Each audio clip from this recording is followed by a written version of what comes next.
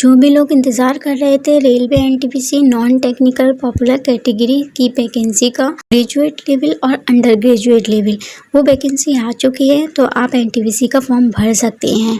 और जहां तक उम्मीद थी कि लगभग वैकेंसी एनटीपीसी में 20,000 प्लस आएंगी, वो उम्मीद से काफ़ी कम लगभग 11,500 मात्र वैकेंसी आई हैं ग्रेजुएट और अंडर ग्रेजुएट में मिलाकर।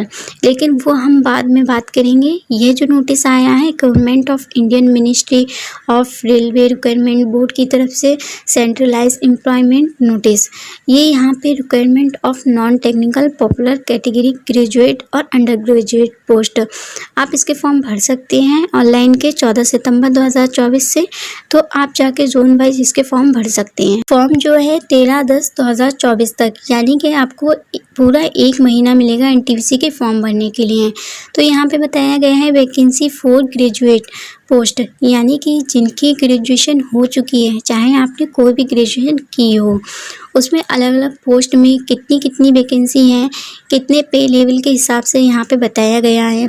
और यहाँ पे एज भी बताई गई है कि 1/1/2025 तक आपकी एज ये होनी चाहिए। जैसे हम यहाँ पर देख लेते हैं स्टेशन मास्टर पे लेवल जो है वो आपका 6 है, 7th पे कमीशन के हिसाब से मेडिकल स्टैंडर्ड इसमें A2 है, और आपकी एज 18 से 36 साल होनी चाहिए।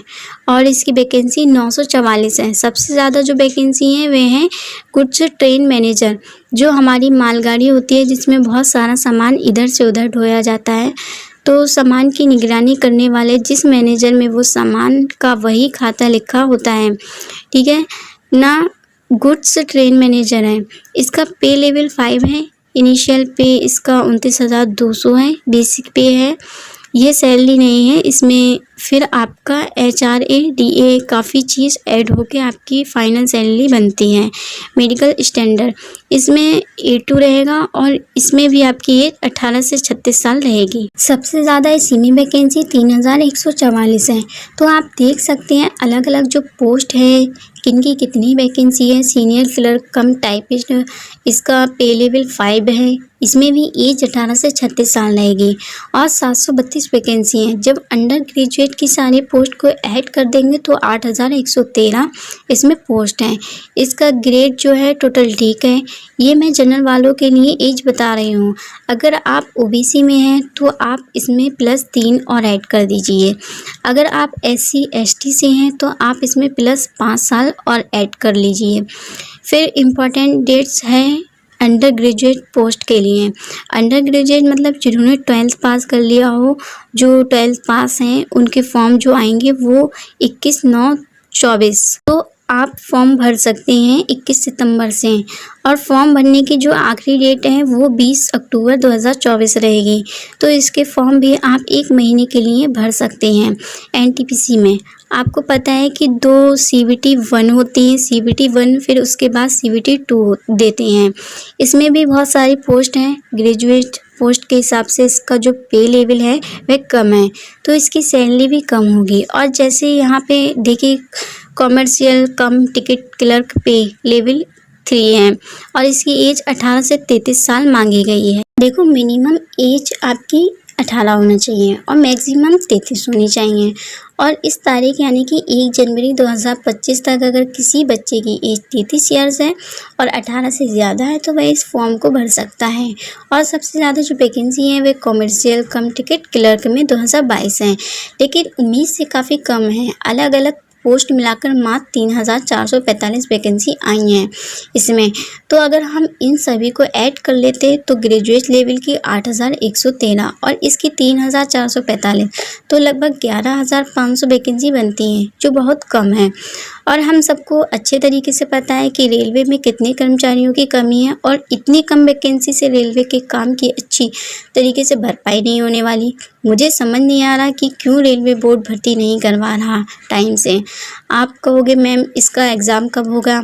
एग्ज़ाम डेट के बारे में अभी कुछ नहीं बताया गया है, बस बोल दिया है आप फॉर्म भर दीजिए, बस फॉर्म भरने के लिए बोल दिया गया है। असिस्टेंट लोको पायलट के जनवरी फरवरी मार्च में फॉर्म भरवा लिए इन्होंने। RPF कांस्टेबल सब इंस्पेक्टर के फॉर्म भरवा लिए, टेक्नीशियन के फॉर्म भरवा लिए, लेकिन एग्ज़ाम डेट का कोई पता नहीं। वैसे तो ये कह रहे हैं रेलवे वाले कि हम हर साल जो है पेपर कराएंगे कराएंगे 4 बार, और जो हर साल भर्तियां करेंगे, जबकि ये स्टेटमेंट आने के बाद पहला साल चल रहा है। साल में अलग अलग एग्ज़ाम की जो भर्तियां हैं हम निकालते रहेंगे। अब ये स्टेटमेंट आने के बाद पहला साल चल रहा है, इन्होंने फॉर्म तो भरवा के रख लिए हैं 6 महीने से पहले ही, लेकिन अभी भी रेलवे ने एक भी सिंगल एग्ज़ाम की डेट अनाउंस नहीं की। इन्होंने बोला था कि हम असिस्टेंट लोको पायलट का एग्ज़ाम करा लेंगे जून और अगस्त के बीच में। अगस्त बीत गया, सितंबर लग गया, एग्ज़ाम कराना तो दूर, एग्ज़ाम क्यों नहीं कराया इसका नोटिस भी नहीं डाला रेलवे वालों ने। ना ही आरपीएफ कांस्टेबल के एग्ज़ाम का कोई पता है। एनटीपीसी की भर्ती आई है, इसका पेपर कब होगा ना ही इसका कोई पता है। ना ही असिस्टेंट लोको पायलट के पेपर का कोई पता है। ग्रुप डी की वैकेंसी कब आएंगी कोई पता नहीं। यानी रेलवे वही खेल दोबारा से खेल रहा है जो उसने 5 साल पहले 2019 में किया था। और इसमें फ़ायदा किसका हो रहा है? टीचर्स का। वो बस बैच बना ले रहे हैं, बच्चे पढ़ रहे हैं इस उम्मीद से कि कभी ना कभी वैकेंसी तो आएगी, कभी ना कभी तो पेपर होगा ही। कितना ज़्यादा कीमती समय बच्चों का ख़राब होता है रेलवे की तैयारी में। रेलवे मात्र एक ऐसी तैयारी है जिसमें बच्चों के 5-5, 7-7 साल ख़राब हो जाते हैं। अगर कोई बच्चा मजदूरी भी करे तो उन 5 सालों में लाखों रुपया कमा सकता है। रेलवे की तैयारी में बर्बाद करने से तो, क्योंकि रेलवे का पेपर ही नहीं होता टाइम से, इसलिए मैं हमेशा कहती हूँ कि रेलवे को साइड एग्ज़ाम की तरह रखा करो। हो गया तो दे देंगे, नहीं हुआ तो और एग्ज़ाम की तैयारी कर लेंगे। जो रेगुलर पेपर होते रेलवे का कोई भरोसा नहीं कि कब पेपर हो, कब रिज़ल्ट आए। हो सकता है इसी की वैकेंसी क्लियर करने में 3 या 4 साल लगा दें, 1 भी % भरोसा नहीं है। सबसे बेकार जो है सिलेक्शन प्रोसेस रेलवे का है, इसमें तो कोई दो राय ही नहीं है। लेकिन जो बच्चे रेलवे से ही जुड़े हुए हैं, रेलवे में ही नौकरी लेना चाहते हैं, रेलवे की ही तैयारी करना चाहते हैं, वो करते रहे। वैकेंसी तो आ ही रखी है हर एक की, एग्ज़ाम कब होगा इसका कोई अता पता नहीं है। तैयारी कहाँ से करनी है? वैसे तो रेलवे में 3 चीज़ें मोस्ट इम्पॉर्टेंट हैं। इंग्लिश तो आती नहीं, मैथ, रीजनिंग, जीके और आपकी साइंस आती है। और हाँ, साइंस वाला ऑप्शन बहुत मैटर करता है। और कोई भी अपडेट रेलवे की तरफ से आएगी तो मैं सबसे पहले आपको इस चैनल पर बताऊंगी, इसलिए आप हमारे चैनल को ज़रूर ज्वाइन कर लें। वीडियो अच्छी लगी हो तो वीडियो को लाइक कर दें, चैनल को सब्सक्राइब करके बेल आइकन को प्रेस कर लें, और हाँ, वीडियो को अपने दोस्तों के साथ शेयर करना ना भूलना। आज की वीडियो में बस इतना ही, फिर मिलते हैं एक नई जानकारी के साथ। तब तक के लिए अल्लाह हाफिज़, take care, thank you, bye bye.